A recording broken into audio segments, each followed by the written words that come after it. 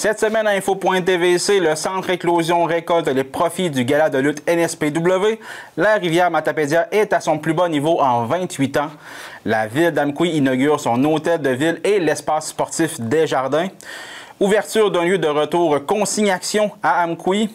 Et des chandelles et des fougères, Noémie Chalariou et ses invités à la salle Jean Cossette ce dimanche. Mais pour commencer, allons voir les actualités matapédiennes. Cette semaine, pour les actualités matapédiennes, les services d'urgence ont été appelés mardi dernier en milieu d'avant-midi pour secourir une personne coincée sous un tracteur sur un terrain près de la route Thibault à Saint-Moïse. L'homme âgé de 65 ans a été pris en charge par les paramédics et transporté au centre hospitalier dans un état grave. Et malheureusement, il est décédé suite à ses blessures. Les négociations entre le syndicat des employés d'AgroPure et la direction prévue mercredi dernier n'ont finalement pas eu lieu.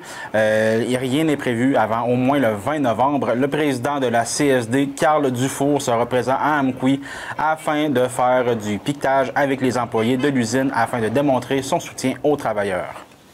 Maintenant, pour faire un suivi des élections municipales, je vais vous nommer les 5 maires élus dans les municipalités pour qui ces postes étaient en élection.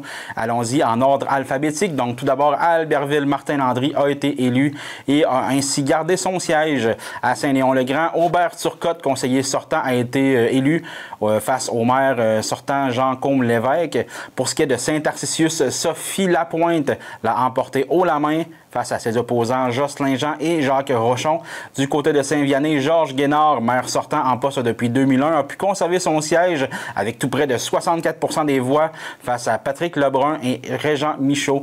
Et finalement, le maire sortant Marcel Belzile s'est incliné devant Lorenzo Ouellette qui occupe maintenant le poste de maire de Sébec avec une avance de 243 voix.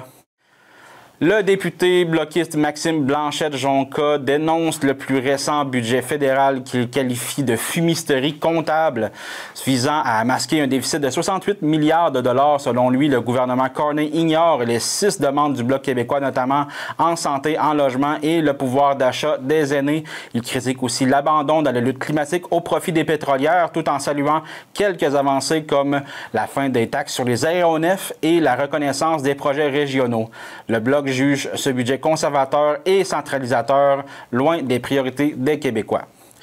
Denis Desrosiers, qui a été accusé d'homicide involontaire le 5 septembre dernier entourant la mort d'Adrien Allard, il y a 46 ans, a plaidé non coupable mardi dernier à la suite d'une courte comparution devant le juge François Boisjoli à Amqui.